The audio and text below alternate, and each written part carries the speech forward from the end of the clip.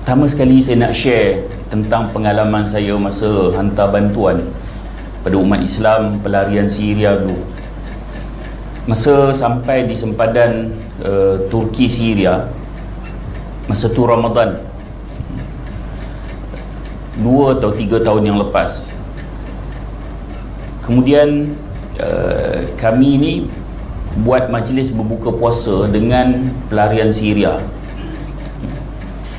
Kemudian saya tak sangka lah ada di kalangan dia orang jemput saya untuk memberi sepatah dua kata, memberi ucapan. Bahasa Arab saya bukanlah bagus sangat kan? Jadi saya bagi sepatah dua kata lah kan? Berbetulan dia minta bagi sepatah dua kata. Jadi saya kata sama ada nama dia Syria ataupun nama dia Malaysia ataupun nama dia Turki, ia sekadar sebuah nama. Hakikat yang perlu kita faham ialah kita ni ummah yang satu. Allah Subhanahu wa taala berfirman, a'udzubillahi minasyaitonir rajim, inna hadhihi ummatukum ummatan wahidah wa ana rabbukum fa'budun. Sesungguhnya kamu ini, agama kamu ini ataupun ummah kamu ini ummah yang satu. Wa ana rabbukum fa'budun, dan hanya kepada aku kamu menyembah. Jadi Allah sebut, maksudnya apa saja bangsa dia, sama ada di India, di Cina, dia Melayu, dia Arab, jika dia Muslim, maka kita ummah yang satu dan hanya kepada Allah kita sembah. Namun walaupun Allah menyeru kita menjadi ummah yang satu, bersatu padu menyembah Allah Subhanahu wa taala, realitinya umat Islam dia menuju perpecahan. Tuan-tuan dan puan-puan sekalian, ketika adanya daulah Islam dulu, kita ambil contoh daulah Uthmaniyah. Adanya daulah Uthmaniyah dulu, umat Islam pada ketika itu kuat kerana ada penyatuan. Mana saja umat Islam dizalimi di seluruh pelosok dunia, daulah Uthmaniyah akan hantar bantuan untuk membantu umat Islam. Hatta pada ketika itu, Kesultanan Melayu Melaka pun telah ada hubungan dengan daulah Uthmaniyah. Tapi sejarah seperti ini telah dinafikan di dalam silibus pembelajaran kita. Sebab sejarah ni biasa, sejarah ni biasanya di mana-mana negara umat Islam akan diberikan ataupun diluluskan oleh kuasa penjajah. Saya bagi contoh. Kita setiap kali sambut kemerdekaan, tuan-tuan sebut 2 filem yang paling terkenal yang ditayangkan di kaca TV tiap-tiap tahun. Apa dia? Bukit Kepong, Sarjan Hassan. Bukit Kepong siapa jahat? Komunis jahat. Sarjan Hassan siapa jahat? Jepun jahat. Komunis perintah tanah Melayu berapa hari? Jepun perintah tanah Melayu 2 tahun setengah. British yang menjajah tanah Melayu ratusan tahun, mana cerita British jahat? Tak ada. Mereka lah yang telah merosakkan akidah umat Islam di tanah Melayu, membawa balik segala hasil mahsul ke London, tapi tak ada cerita mereka jahat. Bukan di tanah Melayu saja, mana-mana wilayah umat Islam yang telah dijajah, begitulah kehendak sejarahnya. Sebab itu kalau kita tengok kembali balik, Kesultanan Melayu Melaka dulu telah ada hubungan dengan daulah Uthmaniyah. Kita baca sejarah alternatif, baca jurnal-jurnal, kita akan temui benda ni. Kali pertama Portugis menyerang Melaka, Portugis gagal mengalahkan Kesultanan Melayu Melaka kali pertama.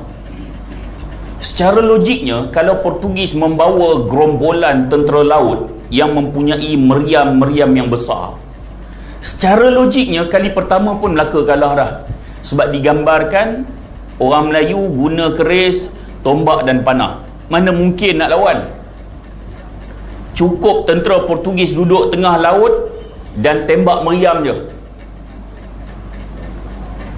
Tetapi kalau kita baca sejarah alternatif, meriam yang digunakan oleh Melaka pada ketika itu lebih besar daripada meriam yang digunakan oleh Portugis, kerana pada ketika itu telah ada perpindahan teknologi daripada Daulah Uthmaniyah ke Kesultanan Melayu Melaka. Dah ada hubungan. Begitu juga Aceh, apabila nak diserang, Daulah Uthmaniyah hantar bantuan. Tapi sejarah ini cuba dinafikan supaya umat Islam tidak sedar kekuatan mereka di mana. Sehingga kan Allah sebut umat Islam ni, sesungguhnya umat Islam ini umat yang satu. Dan musuh-musuh Islam sedar kekuatan umat Islam adalah pada penyatuannya. Maka mereka cuba merosakkan penyatuan umat Islam supaya umat Islam berpecah belah. Hasilnya sekarang ni darah umat Islam menjadi darah yang paling murah sekali dalam dunia. Sejak perang Teluk yang pertama dulu, Iraq diserang oleh Amerika dan 28 negara sekutu, sampai sekarang lebih 2 juta yang telah terbunuh. Syria dalam tempoh 7 tahun lebih 600,000 yang telah terbunuh. Tak cerita lagi Afghanistan, Kashmir, Chechnya, Palestin, Uyghur, Afrika Tengah, Rohingya, tak cerita lagi. Dan kesimpulannya, darah yang paling murah dalam dunia ini ialah darah umat Islam. Sebab itu tuan-tuan dan puan-puan sekalian, apabila negara-negara penjajah menjajah wilayah umat Islam, kalau kita tengok sejak awal lagi, contohnya Portugis, Belanda datang ke tanah Melayu.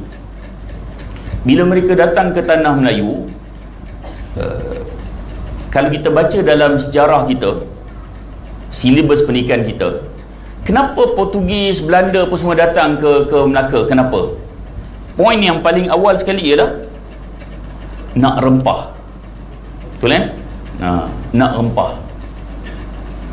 Tuan-tuan, kalau Portugis, Belanda nak rempah, mereka tidak perlu datang ke Melaka, sebab pada ketika itu mereka telah pun bertapak di India, khususnya di Goa. Sejarah membuktikan bahawa India merupakan pusat rempah dunia pada ketika itu. Bahkan keperluan rempah Eropah sudah memadai mereka dapatkan di India. Lalu kenapa mereka perlu datang ke tanah Melayu, ke Melaka? Kenapa mereka memilih Aceh? Kenapa mereka memilih wilayah-wilayah yang ditadbir oleh umat Islam? Kenapa? Allah telah menyebut wa ma naqamu minhum illa ayyuminu billahil azizil hamid.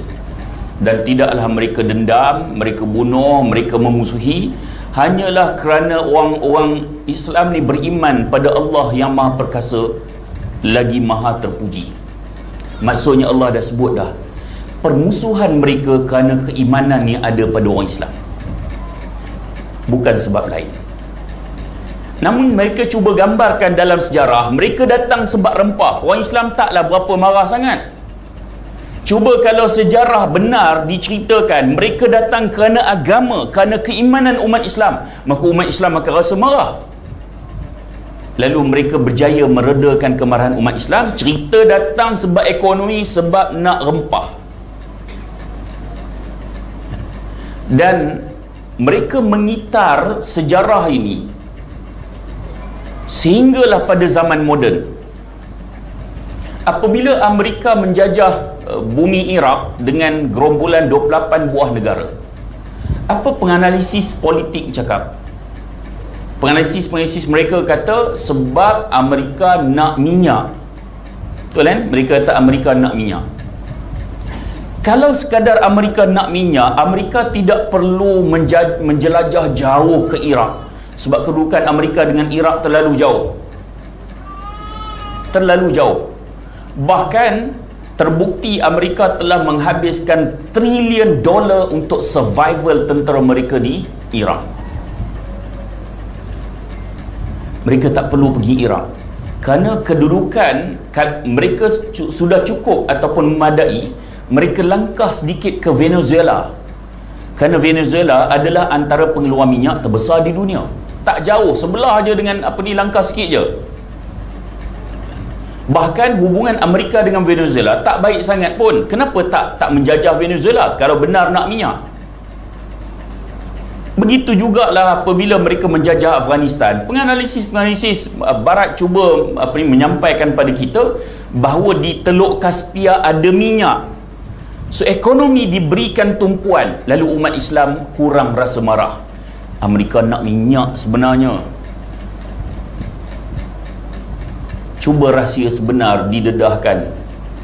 Pembunuhan, permusuhan mereka kerana keimanan yang ada pada umat Islam.